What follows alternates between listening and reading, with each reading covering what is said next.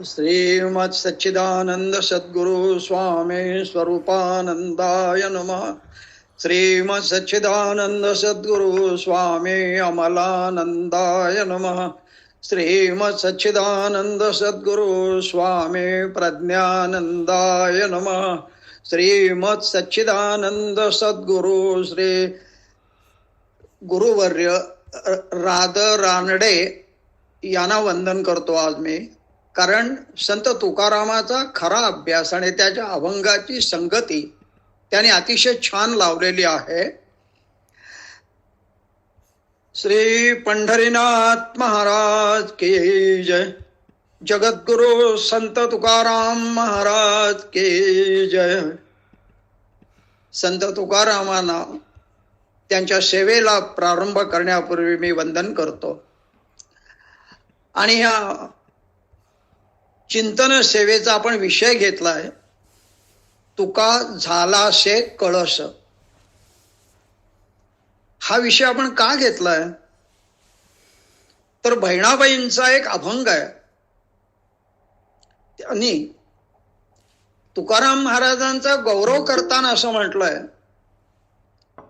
संत कृपा झाली इमारत फळा आले, ज्ञानदेवे रचिला पाया उभारिले देवालया, नामा तयाचा किंकर तेणे विस्तारिले आवार, जनी जनार्दन एकनाथ खांब दिला. भागवत. तुका झालासे कळस भजन करा सावकास. हा तुकारामांच्या ज्या शिष्य संत बहिणाबाई यांनी केलेला तुकाराम महाराजांचा गौरव आहे. भागवत धर्माची जी इमारत आहे त्याचा पाया जो आहे, अर्थात फार पूर्वीपासून भागवत धर्म चालू आहे. प्रल्हाद नारद पराशर पुंडरीक व्यासांबरीश शुक शौनक भीष्म दालभ्यान रुक्मांग दार्जुन वशिष्ठ विभीषणादीन पुण्यादिमान परम भागवतान स्मरामी. हे सगळे भागवत होते. अशी या भागवत धर्माची सुरुवात झालेली होती पूर्वीच. पण ज्ञानदेवाने त्याला ऊर्जित अवस्था आणण्याच्या दृष्टीने त्याचा पाया रचला असं बहिणाबाईंनी म्हटलेलं आहे. आणि ज्या इतर संतांनी त्यामध्ये भर घातली त्यामध्ये नामा आहे, एकनाथ आहेत, जनार्दन स्वामीजी आहेत आणि जनी जनार्दन म्हणून प्रसिद्ध झालेला जो एकनाथ महाराज आहेत, त्यांनी त्याला आधार दिला, मोठा आधाराचा खांब दिला. पण या भागवत धर्मावर कळस चढवण्याचं काम मात्र संत तुकोबारायांनी केलं असं बहिणाबाई म्हणते. इथे एक गोष्ट मला सांगावीशी वाटते की बहिणाबाई नावाच्या 2 कवयित्री महाराष्ट्रामध्ये होऊन गेल्या. एक संत बहिणाबाई ज्यांचा हा अभंग आहे, त्या तुकारामाच्या काळामध्ये होत्या. सन 1628 ते 1700, त्यांचा निश्चित निर्याण काळ माहीत नाही, पण अंदाजे 1700 या काळामध्ये त्या होत्या. त्यांचा हा अभंग आहे. दुसऱ्या तुम्हाला बहिणाबाई चौधरी माहीत आहेत, आधी हाताला चटके तेव्हा मिळते भाकर म्हणणाऱ्या. तर हा जो प्रस्तुतचा तुकारामाचा गौरव केलाय तो संत बहिणाबाई फाटक शिवूरकर यांनी एकदा एका प्रवचनकारांचं, एका कीर्तनकारांचं कीर्तन ऐकलं.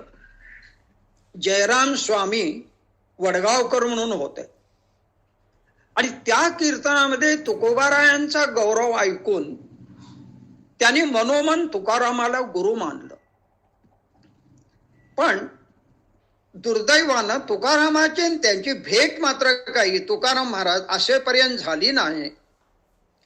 पण तुकाराम महाराजांचं निर्याण झाल्यानंतर, सदेह वैकुंठाला गेल्यानंतर त्यांनी स्वप्नदृष्टांत दिला आणि त्या स्वप्नामध्ये त्यांना अनुग्रह दिला आणि त्या शिष्या झाल्या. त्यांच्या वैकुंठ गमनानंतर त्या बहिणाबाई भागवत धर्माचा कळस तुकारामाने चढवला म्हणून गौरव करतात. तोच विषय आपण आता या प्रवचनांमध्ये अभ्यासणार आहोत. तुका झालासे कळस. सुदैवानं, भगवत कृपेनं, ईश्वरी कृपेनं आपणा सर्वांच्या जीवनामध्ये गेले 7-8 महिने संतांच्या आदरपूर्वक सहवासाचा आपल्याला लाभ झाला.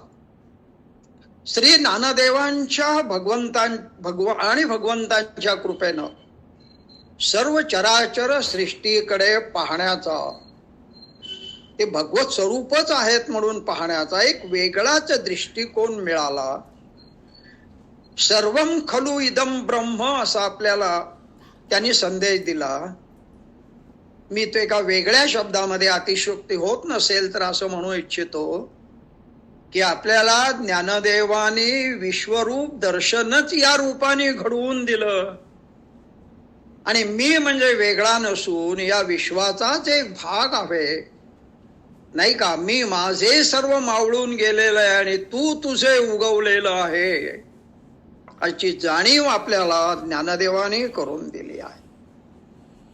सर्वम खलु इदम ब्रह्म हे समजून सर्वांशी आपलेपणानं वागत सुखदुःखाकडे साक्षीत्वानं पाहण्याची दृष्टी आपल्याला मिळाली आणि हेच तत्वज्ञान अंगी मुरवत गुरु तोची देव या भावानं समर्थाने प्रपंचच परमार्थ रूप कसा करता येतो आणि मोक्ष प्राप्ती याची देही याची डोळा कशी प्राप्त करता येते हा संदेश दिला. मला वाटतं या दोन्ही उपदेशाने, या संतांच्या उपदेशाने आपलं जीवन खऱ्या अर्थानं धन्य झालेलं आहे.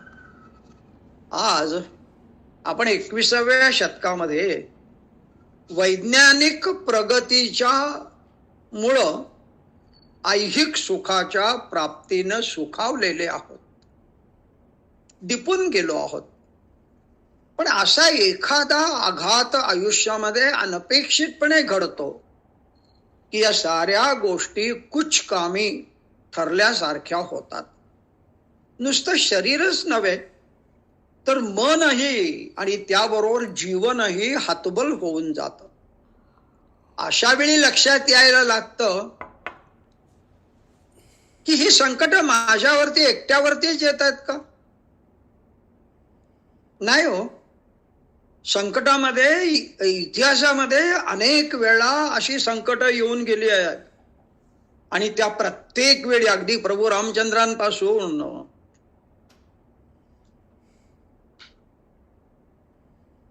संत विचाराने, आध्यात्मिक चिंतनानं मनुष्य जातीला तारून नेलं म्हणून विश्व एक आधार म्हणून आपल्या भारत देशाकडे संस्कृती देश म्हणून पाहतो. आपल्याला बळ मिळालं. कधी वेदाने ते दिलं, कधी ऋषीमुनींच्या विवेकाने दिलं, कधी गीता, ज्ञानेश्वरी, बुद्ध विचाराने, महावीरांच्या मार्गदर्शनाने दिलं. ईश्वरी, संत, जगद्गुरु अवताराने हाऊ टू फेस इन ॲडव्हर्सिटीज, अत्यंत प्रतिकूल परिस्थितीला सुद्धा कसं आपल्याला तोंड देता येतं आणि जीवन सार्थकी लावता येतं, कळस होता येतं, आपल्या जीवनामधला कळस गाठता येतो, हे दाखवून दिलं, मार्गदर्शन केलं. अहो एवढंच कशाला, निसर्ग अजूनही आपल्याला मार्गदर्शन करतो आहे. सगळीकडे भयावह वातावरण असताना बागेतली फुलं मात्र टपोरी फुललेली असतात, सुगंधाचा वर्षाव करत असतात. मला वाटतं तो निसर्ग आपल्याला हेच शिकवतोय, अरे आपल्या मनाची प्रसन्नता, आपल्या जीवनामधला आनंद कुठल्याही परिस्थितीमध्ये गमावू नकोस बर का. पण झालं काय मध्यंतरीच्या काळामध्ये माहित आहे का? आपला भारत म्हणजे मागासलेला देश आहे अशा तऱ्हेचा एक प्रोपगंडा समाजामध्ये झाला आणि आपल्यावरती बरीचशी उपहासात्मक अशी टीका झाली, एका वेगळ्या मार्गाने झाली. निषेधात्मक विचार केला गेला आपल्या संत वाङ्मयाचा, संतांच्या जीवनाचा आणि त्यागाचा. विशेषतः पाश्चिमात्य राष्ट्र जेव्हा वैज्ञानिक शोधाने मानवी जीवन सुकर करत होते तेव्हा भारत टाळ कुटत होता असा विचार इतिहासकार मांडत होते, टीकाकार मांडत होते. पण या विज्ञानाच्या अतिरेकामुळंच संहारक शस्त्रांचाही शोध वापर होत होता.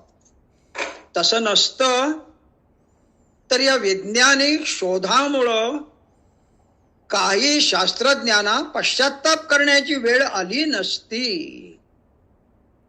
तुम्ही कदाचित रॉबिन शर्मा याचं दी मंक सोल्ड हिज फेरारी हे पुस्तक वाचलं असेल.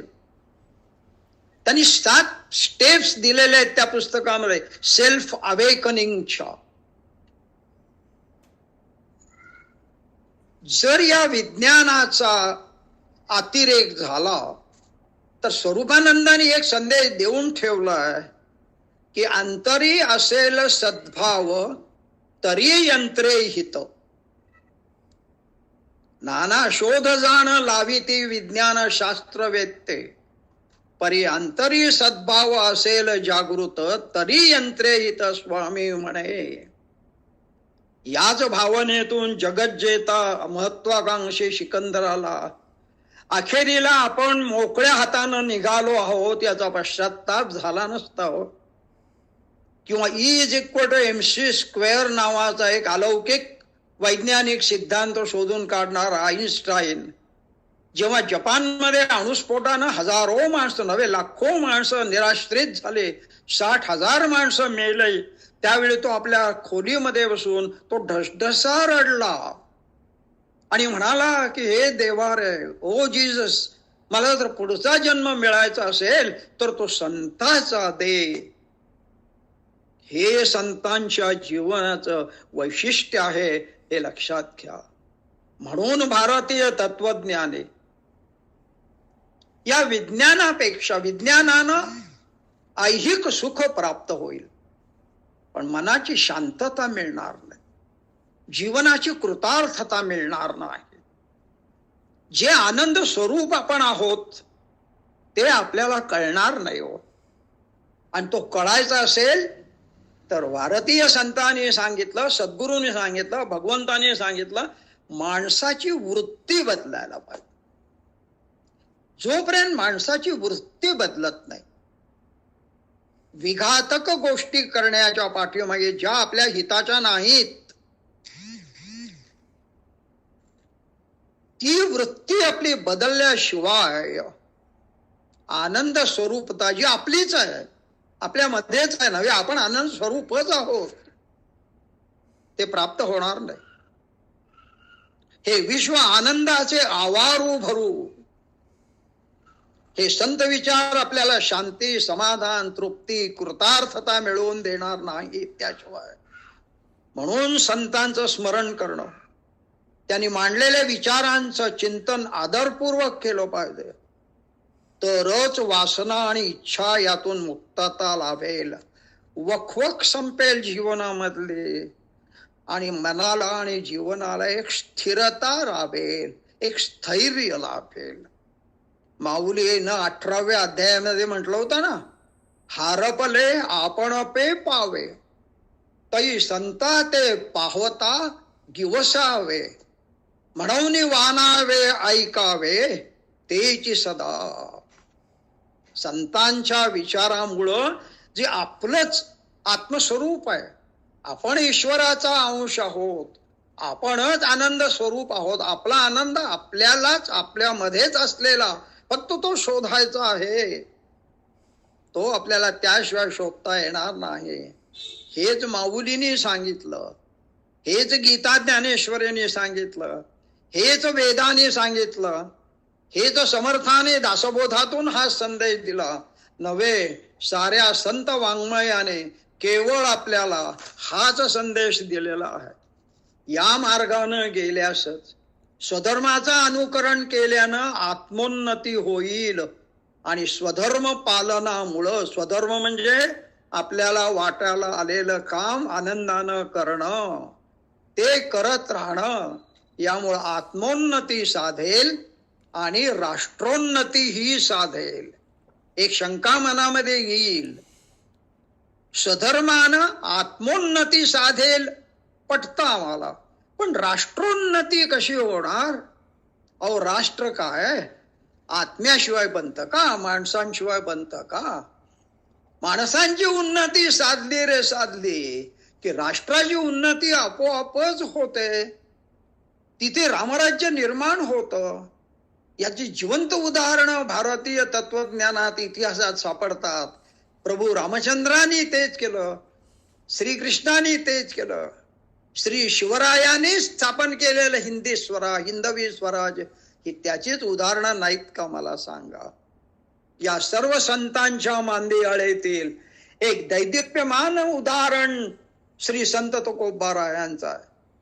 त्यांनी आपल्या कार्यातून हजारो मुमुक्षूंना परमार्थाचा सर्वात सोपा मार्ग दाखवून दिलाय. त्यांनी काय नाही सोचलं हो आयुष्यामध्ये. संसारातील सारी सुख दुःख भोगले. संसारी जन आप्तेष्ट यांनी केलेले निंदेचे आघात सहन केले. जातीविषयाची अवहेलना त्यांना भोगावी लागली आणि तरीही ते संत पदाला जाऊन पोचले, अमर झाले. कोलंबसाने आपल्या आत्मचरित्रात म्हटलंय ना, there are some men chosen by God for the working of his own will. ईश्वरानं काहींची निवड यासाठी केलेली असते. आमची एवढीशी शमू गीतेचा अर्थ सांगत नाहीये का? लोकांच्या जीवनामध्ये गीता बिंबवणं हे साधं काम नाही, लक्षात ठेवा. तेव्हा यासाठी आपली निवड होते. तुकारामानं हाच विचार केला आणि ईश्वरी साक्षात्कारापर्यंतचा, कळसाध्याय गाठेपर्यंत नव्हे, कळस होण्यापर्यंतचा परमार्थाचा मार्ग त्यांनी चोखाळला. हा प्रवास त्यांनी कसा केला? एक सामान्य तुकोबा वाणी कुटुंबामध्ये जन्माला आले, कुणबी म्हणून जन्माला आलेले. भागवत धर्माचा कळस त्यांनी कसा चढवला हे त्यांच्याच आत्मचरित्र अभंगाद्वारे आपण चिंतन करणार आहोत. सगळ्याच संतांचे विचार पाहिले तर त्यांच्यात कमालीचं साम्य दिसतं, लक्षात ठेवा.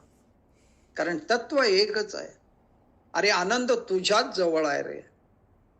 परिस्थिती कशीही असू दे, तुझा आनंद तूच शोधायचा. तू मानलंस तर काही नसताना आनंदी राहशील. तू नाही मानलंस तर काही मिळालं तरी तुला आनंद मिळणार नाही.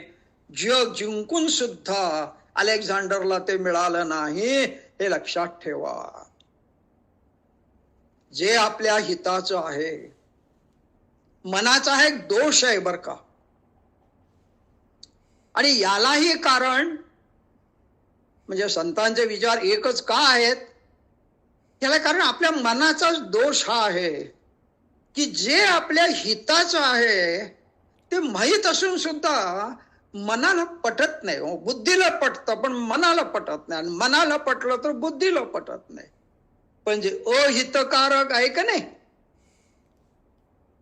आणि जे प्रिय आहे की नाही, त्याने काय व्हायचं ते होऊ द्या. कुणाला जास्त जगायचंय म्हणून डायबिटीस वाला साखर खातच राहतो, केळं खातच राहतो. प्रवृत्ती होते हो तशी. ही प्रवृत्ती संतांना बदलायची आहे. महाभारतामधला दुर्योधन म्हणतो, जानामि धर्म्यम नच मे प्रवृत्ती.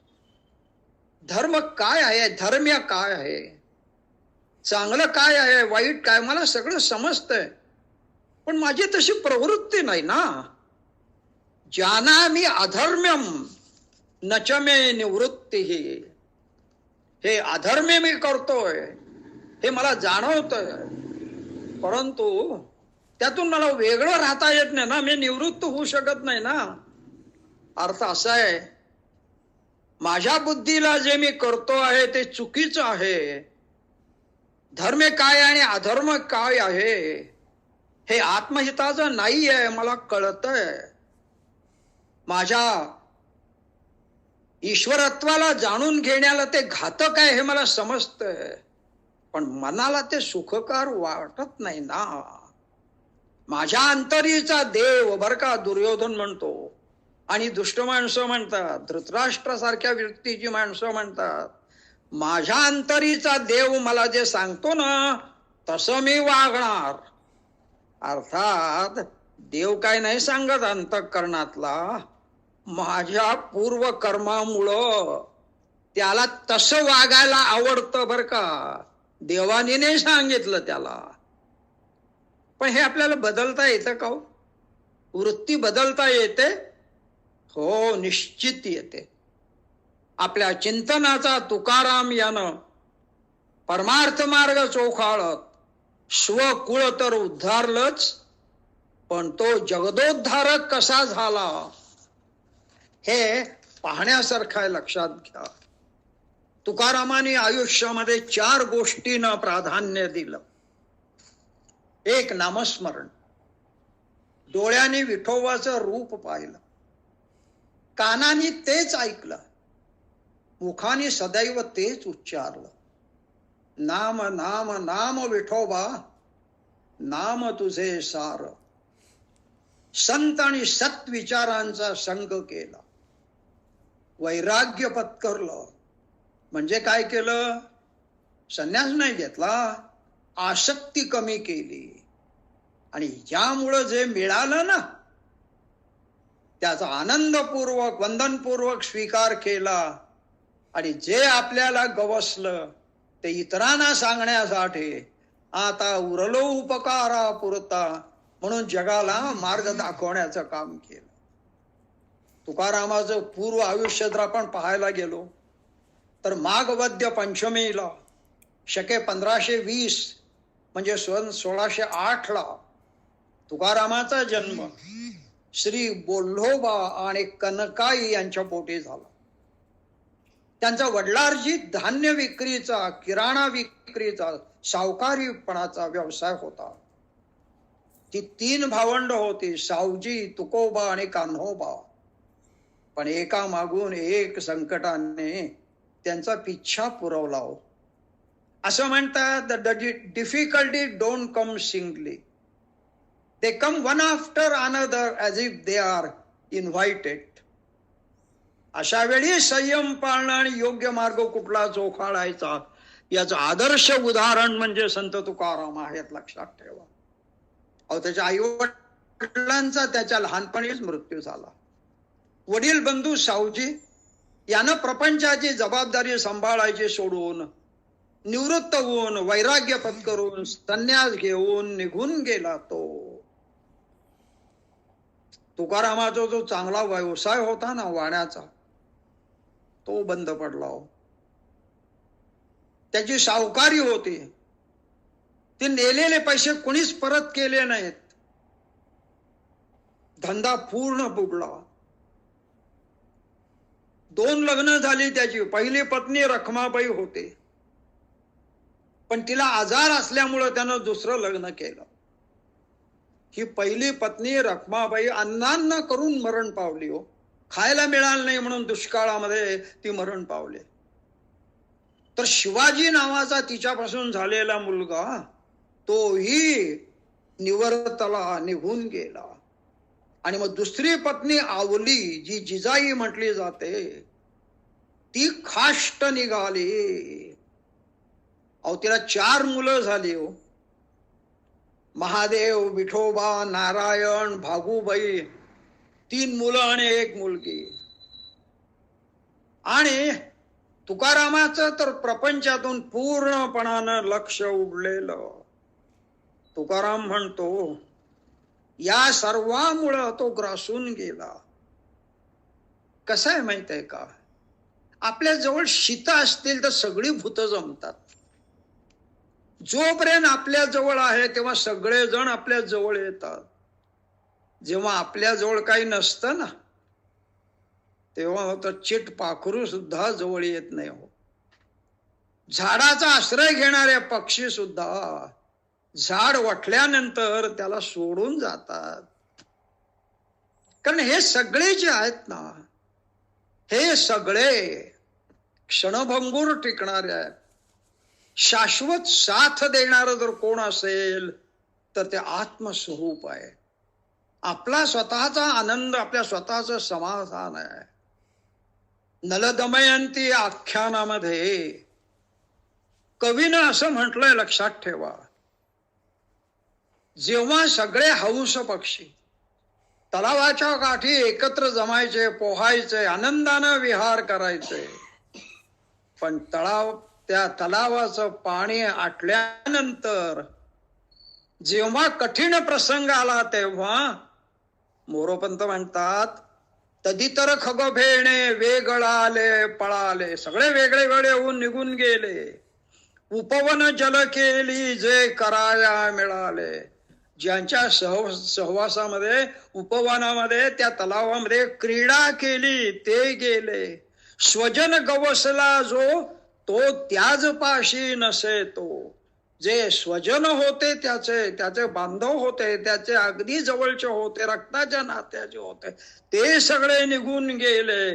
म्हणून एक तत्व लक्षात ठेवा, कवी म्हणतो, कठीण समय येता कोण कामास येतो. तुकारामाची अशीच अवस्था झाली. म्हणून या सर्वांनी त्रासलेल्या तुकोबाने यांचा संग नको आता, शोधित जाऊ विठ्ठला, हा मार्ग स्वीकारला. आणि मग देवळामध्ये चालायचं, भजन कीर्तन, त्यामध्ये टाळ कुटण्यासाठी म्हणून, तो पाठीमागे साथ देण्यासाठी म्हणून उभा राहायला लागला. पत्नी चिडायची, त्याच्यावर रागवायची, 4 पोरांचा हा भरलेला संसार मी एकटीनं कसा चालवायचा. ती म्हणते, उठीते ते कुटीते टाळ. उठल्या टाळ कुटत बसतो, अवघा मांडीला कोल्हाळ. सगळ्या आयुष्याची राख रांगोळी केली यानं, जिवंतची मेले लाजा वाटून या प्याले. अशा शब्दात तिनं तुकारामाचा निषेध केला. पण तुकारामानं या सगळ्यातून निवृत्ती, त्याशिवाय सुद्धा बरे झाले देवा, काष्ट बाईल मिळाली, त्यामुळं माझं संसारातून लक्ष उडालं आणि मी विठ्ठलाच्या नादी लागलो. तुकोबा खचून गेले हो, पण हरले नाहीत बर का. तक्रारही केली नाही पांडुरंगाकडे. उलट माझ्या कल्याणासाठी, मला संघर्षाची सवय व्हावी म्हणून या आपत्ती विठ्ठलानं माझ्यावर पाठवल्या असं मानलं. आणि मग कीर्तनामध्ये टाळ वाजवायचे, अभंग पाठ करायचे. पाठ केली काही संतांची उत्तरे, विश्वासे आदरे धरोनिया. त्यांच्याबद्दल आदर बाळगला. गुरुदेव रानडे याने याचं विश्लेषण फार सुंदर केलंय, अत्यंत योग्य रीतीने केलंय. जसं श्रीमद शंकराचार्य, श्री ज्ञानेश्वर माऊली, समर्थ रामदास या अवतारी संत महात्म्याने माणसांच्या उद्धारासाठी आपलं जीवन सर्वस्व वाहिलं. तुकारामाने तेच केलं आणि म्हणूनच ते सर्व परमार्थ मार्गावरील दीपस्तंभ ठरले. गुरुदेव म्हणतात, आपलंही असंच होत नाही का? तुकारामासारखी संकट आली असतील किंवा नाही, पण आपणाला पूर्वसूरींचं स्मरण होतं. संत वचन कुठून तरी कानी पडतात. परमार्थाने शांती प्राप्त होते आणि जीवन अर्थपूर्ण होतं, सफल होतं. हे आपण कुठंतरी ऐकलेलं असतं. आणि मग आपली ही पावलं तिकडं वळू लागतात. आपण बहिर्मुखता कमी करतो, आपण अंतर्मुख होतो, विचार करतो. हे केवळ माझ्याच वर कोसळतंय का? असा जेव्हा अंतर्मुख होऊन विचार करतो ना माणूस, तेव्हा आज जे आपल्याला दिसतं, आत्महत्या करणारी माणसं तशी दिसली नसती हो संकटाने. जीवन कार्य, संतांचं दर्शन, सत्पुरुषांचे विचार, संघर्ष, कथा कीर्तन प्रवचनातून मग कळायला लागतात आपल्याला. हे तुकारामाचंही तेच झालं. वय किती होतं त्यावेळी माहित आहे तुकारामाचं? केवळ 21 वर्षाचं. त्यांचं आद्य चरित्रकार महितपत बाबा म्हणतात, 21व्यात विपरीत काळ तुकयासी पातला तात्काळ. पूर्वार्ध संपले 80 रीती दुःखे देखिली नाना रीती. तुकारामाने नामस्मरण सुरू केलं. म्हणून आपण आपल्या तुकारामांच्या चिंतनाचा प्रारंभ करताना हरिनामाचा गजर आज आपण केला, हरे रामाचा. कारण त्याने नामस्मरणाचं महत्व सांगितलं आणि ते त्यांनी स्वतः सुरू केलं. ते केल्यामुळं सारखं सारखे तेच विचार येत नाही तो, धास्ती कमी होते. निदान शुक्रवारी संध्याकाळी 7 ते 8 बसल्यामुळं कोरोना हा विषय तरी मनातून जातो की नाही, निदान 1 तासभर तरी. तुकारामाने तेच केलं. हळूहळू मनाला गोडी लागत राहते. तुकाराम महाराज म्हणतात, जाळी महाकर्मे नामस्मरणामुळं दावी निजसुख वर्मे. हो, सगळी महाकर्म म्हणजे पाप जाळली जातात नामस्मरणाने. दावी निजसुख वर्मे, माझ्या सुखाचं रहस्य कोणतं आहे ते मला दिसत. ऐसे कळले आम्हा एक, म्हणून झालो नामाचे धारक. तपाचे सायास न लगे घ्यावा वनवास. नामस्मरण करताना तप करावं लागत नाही, वनवास घ्यावा लागत नाही. तुका म्हणे येणे कळी काळ हे ठेंगणे.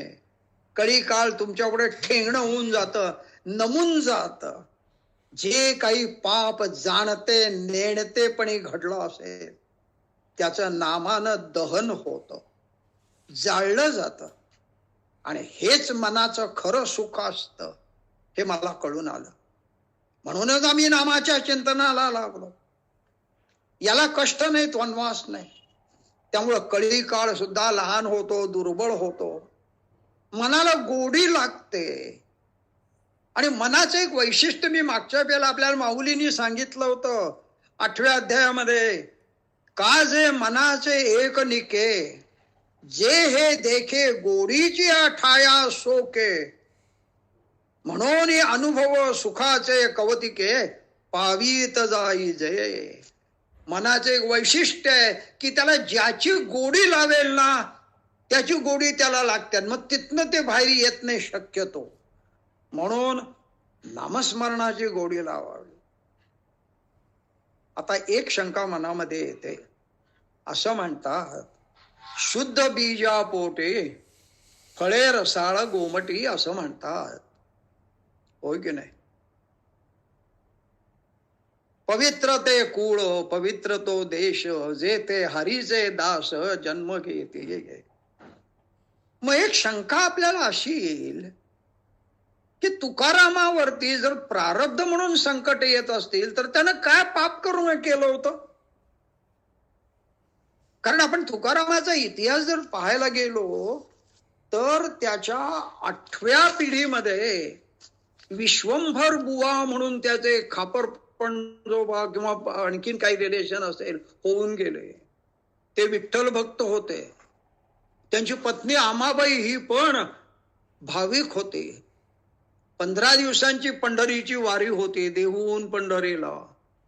देहूमध्ये आज जे आपल्याला विठोबाचं मंदिर दिसतं त्याचा जीर्णोद्धार तुकारामाने केला, पण ते मंदिर बांधलं त्या विश्वंभर बुवाने. त्यांना जेव्हा वार्धक्यानं जाणं होईना तेव्हा त्यांनी पांडुरंगाला म्हटलं, देवा रे आता वारी मला शक्य नाही. पांडुरंगाने स्वप्न दर्शन दिलं आणि म्हटलं, अरे मी इथंच आहे ना. आणि मग त्यांना त्या मूर्ती सापडल्या आणि त्याने विठ्ठलाचं मंदिर उभं केलं. आणि त्यानंतर ते तुकारामाचे जे सगळे पूर्वज होते ना पुढच्या 7 पिढ्यामधले, ते आषाढी कार्तिकीची वारी करत, तेही पंढरीचे भक्त होते. अशा कुटुंबामध्ये तुकारामाचा जन्म झाला. 8 पिढ्यांच्या विठ्ठल भक्ती त्यांच्याकडे होती. बोलोबा आणि कनकाईच्या पोटी तुकारामाचा जन्म झाल्यानं तुकारामाला पापकर्म जाळावी लागली असं का म्हटलंय? त्यावर स्पष्टीकरण देताना गुरुदेव रानडेंनी फार छान म्हटलंय, अरे जे जे कर्म हातून घडलं असेल ना, त्याचं फलस्वरूप म्हणून आपल्याला भोगावंच लागतं, भोगून संपवावंच लागतं.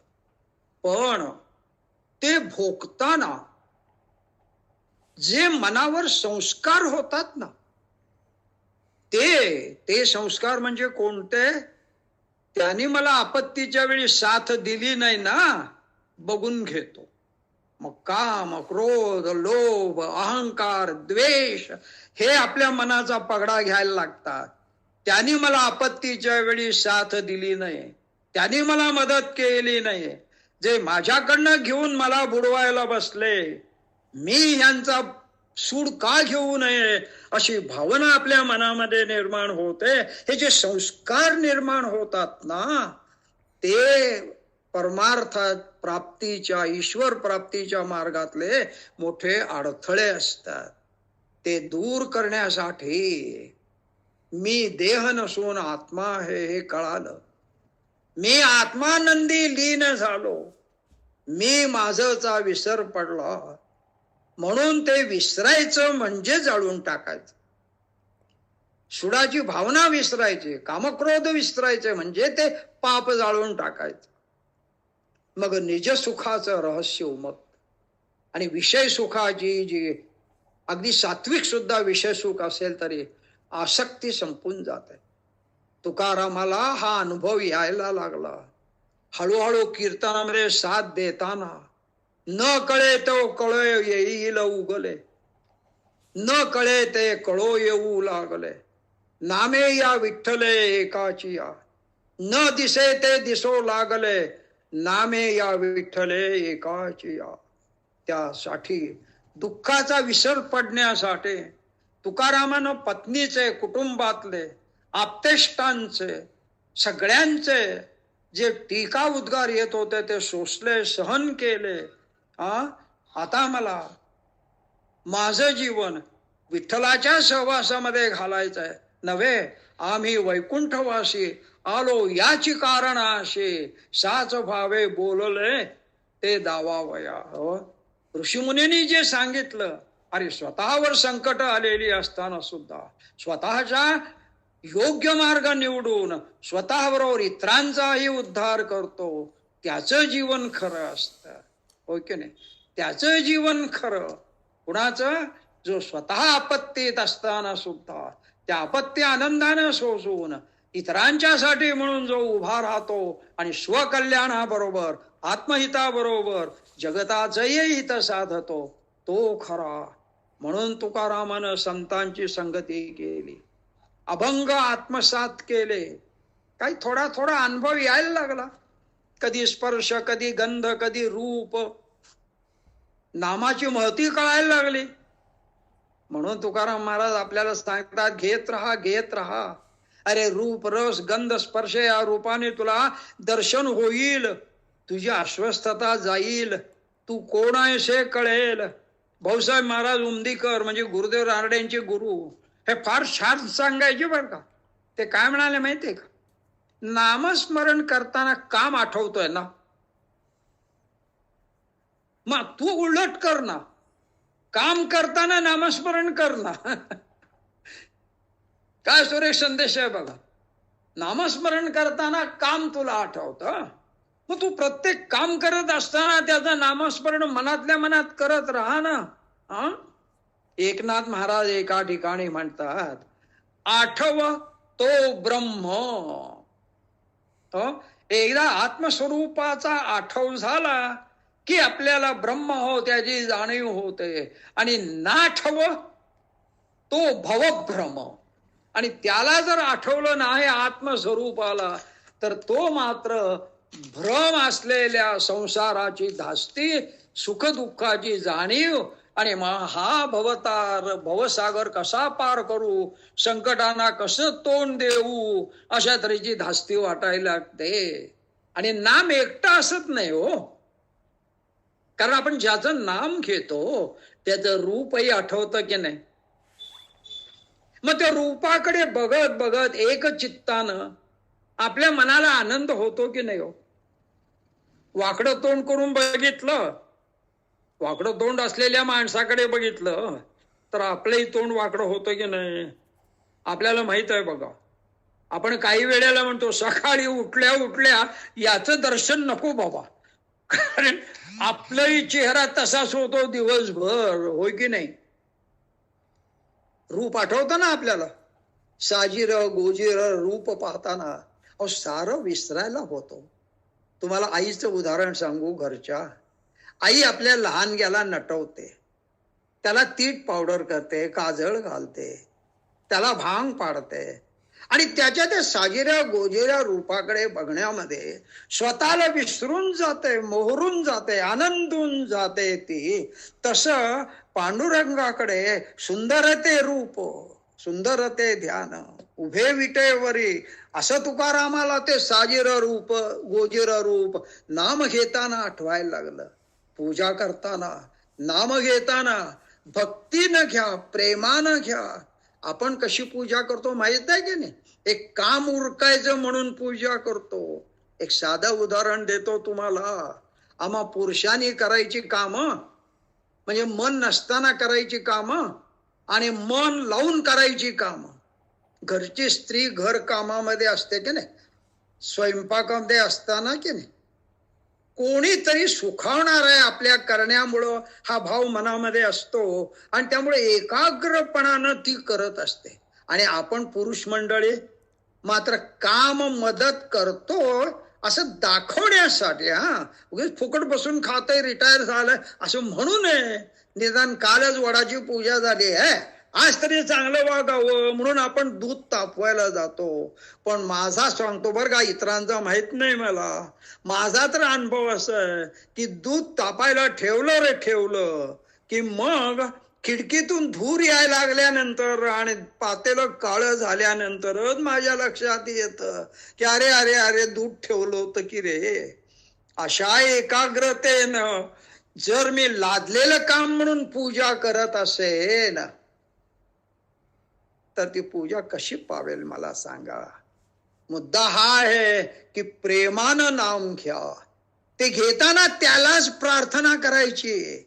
नाम आठविता सद्गदित कंठी, हो, भाव दाटून यावे. तो आपण त्या देवाला तीट लावतो, देवाला आपण कुंकू लावतो, देवाला आपण भस्म लावतो, त्यावेळी त्या मूर्तीमध्ये जिवंतपणा आणण्यासाठी म्हणून त्या दृष्टीने आपण बघायला हवं ना. आपण घरातल्या माणसांच्याकडे त्या दृष्टीनं बघायला लागा आणि मग तुम्हाला क्षणाची असलेली पत्नी अनंत काळाची माता आहे हे लक्षात येतं. कोण विचारतं मला सांगा म्हातारपणे?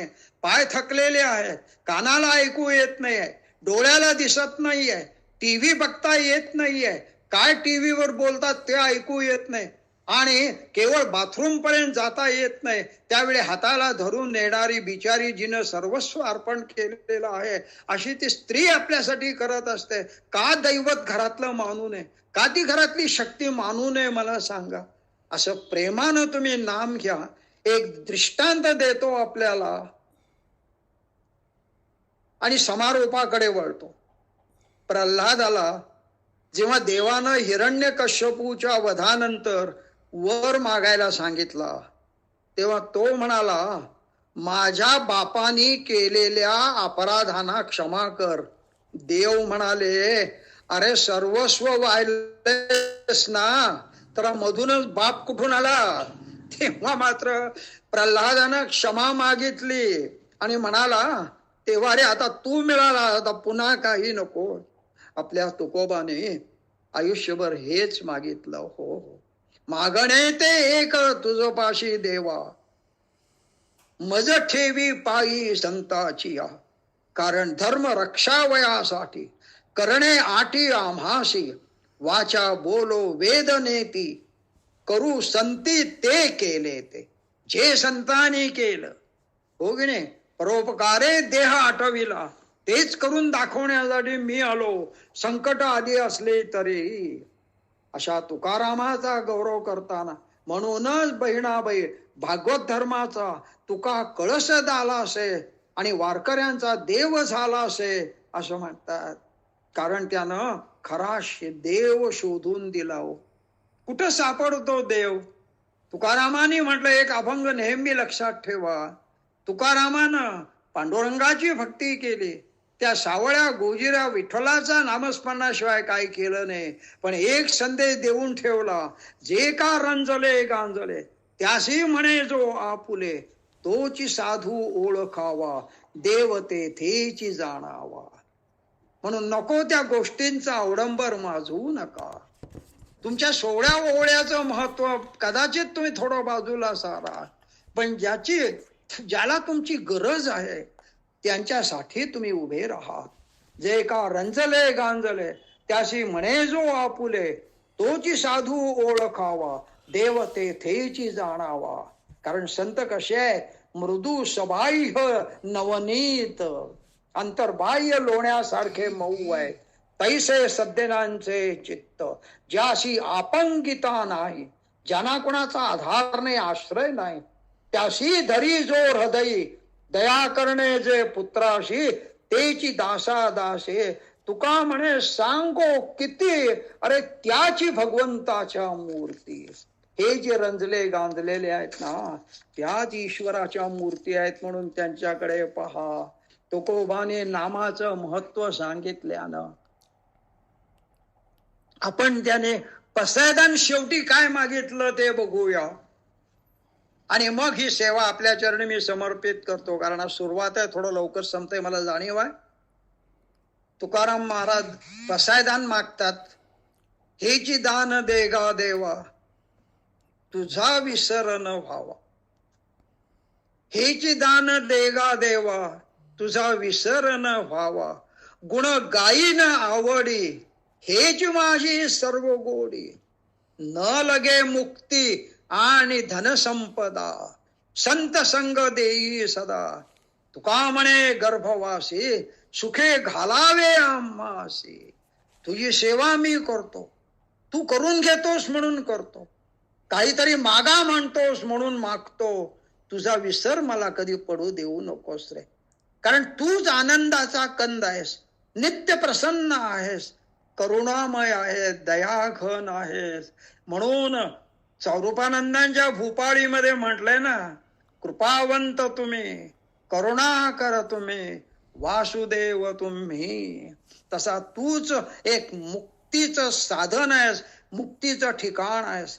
सदा तुझं गुणगान करणं ही एकच आवड आहे. हे गुणगान करणं सध्याच्या काळामध्ये माझा कामधंदा आहे, माझी नोकरी आहे, आणि म्हणून हे कसं शक्य आहे? अरे फक्त आठव ठेव ना मनामध्ये, काडी एकच गंधयुक्त नमुनी प्रीती सतू लावती, तीचा वास सदा जनी पसरुनी देईल तो तुष्टीला.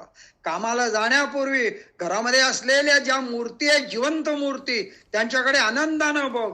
तुझ्याकडे मूर्ती स्वरूपामध्ये जी सद्गुरूंची मूर्ती असेल, त्याच्यापुढे एखादी उदबत्ती लाव, तिचा वास घरभर पसरेल आणि घरचं वातावरण निर्मळ आणि पवित्र होऊन जाईल. आणि तुकाराम महाराज काय म्हणतात, तुझं गुणगान करणं ही एकच आवड आहे मला.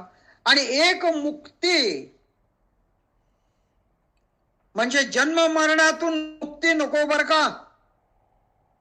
पुन्हा पुन्हा मला जन्म मिळू दे. मुक्ती दिलीस आणि तुझ्याशी मला एकरूप करून टाकलंस, तर भक्ती कशी करू तुझी? ते पांडुरंगाला म्हणतात, अरे माझं भाग्य तुझ्या नशिबी नाही, तू कुणाची भक्ती करणार? माझ्या नशिबी ते भाग्य आहे.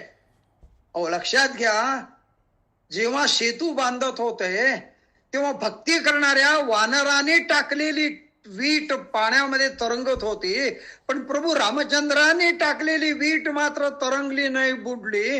याला कारण ते रामनाम जपत होते आणि प्रभू रामचंद्रांनी काय रामाचं नाव घेतलं नाही, काय नाही. ती संधी त्याला कुठं आहे? म्हणून पुन्हा पुन्हा मला गर्भवासी घाल. भक्ती कशी करू? तू देव देवच राहा, साजिरा गोजिरा असाच राहा. त्या रूपाची हौस भागण्यासाठी मला पुन्हा सुखानं जन्माला घाल, वारंवार जन्माला घाल. हेच पसायदान मी तुला मागतो. आपण सुद्धा तुकोबा रायाना एकच मागणं मागूया, मन वळू नये अशी श्रद्धा हवी. मन वळू नये श्रद्धेपासून अशी श्रद्धा हवी. निष्ठा ढळू नये अशी भक्ती हवी. सामर्थ्य संपू नये किती संकट आली तरी अशी शक्ती हवी. कधी विसरू नये अशी नाती हवी. हे तुकोबाराया, तुम्ही आपलं आयुष्य आमच्या उपकारासाठी, आमच्या कल्याणासाठी, तुम्ही तर तरुण निघालात, पण कुळ उद्धरील सर्वांची तो असं तुम्ही केलं. आम्हा सर्वांना कुळ उद्धारण्याचा मार्ग दाखवून दिला. आज वारकरी संप्रदायामध्ये लाखो लोक, अहो आध्यात्मिक लोकशाही निर्माण केली आहे ते या सगळ्या संतांनी. इथे जातपात मानत नाही, उच्च नीच मानत नाही, श्रीमंत गरीब मानत नाही. आणि आता नवीन संशोधन शास्त्रीयरित्या सिद्ध झालेलं आहे. विठ्ठल विठ्ठल विठ्ठल हे जर नामस्मरण सतत करत गेलात तर हृदयावरचा ताण कमी होतो आणि बऱ्याच जणांचा हृदय रोग विठ्ठलाच्या नामस्मरणाने बरा होतो, असं संशोधनांती सिद्ध झाल्याची एक बातमी माझ्या वाचनात आली होती. खरी खोटी मला माहित नाही, पण ईश्वराचं नामस्मरण मला अंतर्मुख व्हायला मदत करतं, सुखदुःख विसरायला मदत करतं. जर तुकारामावरती एवढी संकट येऊन तुकाराम नामस्मरण विसरत नाही, एवढी तरी संकट माझ्या जीवनामध्ये आलेली नाहीये, मग मी का नामस्मरण टाळावं? जे तुकारामाला कळस होईपर्यंत प्रगती साधता आली, मला निदान त्याचा पाया तरी होता येऊ दे रे. माझ्या परीनं त्या पणती जशी म्हणते ना, नसेल माझ्याजवळ सूर्याचं तेज, पण माझ्या परीनं अंधारामध्ये चाचपडत असलेल्या प्रवाशाला मार्ग दाखवण्याचं काम मी करेन. तो एवढासा प्रकाश सुद्धा त्याला दिशा दाखवेल, भगवंताचं दर्शन घडवेल, ज्याच्या ठाई मी जळते आहे अहोरात्र. माझा उपयोग तेवढा तरी होईल. तुकारामा, तुझ्या ठाई एवढीच प्रार्थना आहे. मी तुकारामाला अरे जारे म्हणतो ह्याचं कारण मी माझ्या आईला अरे जारे जागच म्हणतो. अहो आई कधी मी म्हटलं नाही.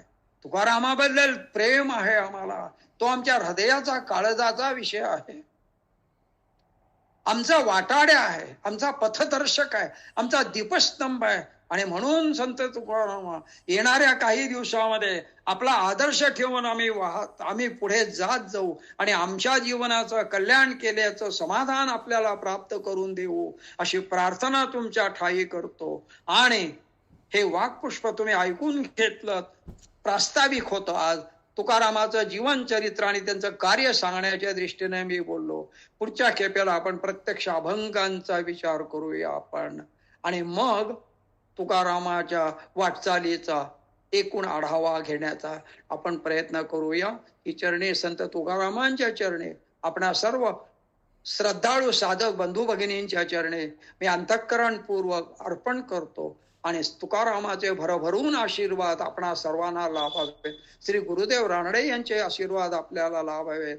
माझ्या सद्गुरूंचे, आपापल्या सद्गुरूंचे आशीर्वाद आपल्याला लाभावे. सद्गुरू वेगळे असत नाहीत, लक्षात ठेवा. सद्गुरू तत्व महत्वाचं आहे. तत्व हे आहे की तू आत्मरूप आहेस, तत्त्वमसि, हे लक्षात ठेव. हे तत्व म्हणजे गुरु आहे, हे लक्षात ठेवा.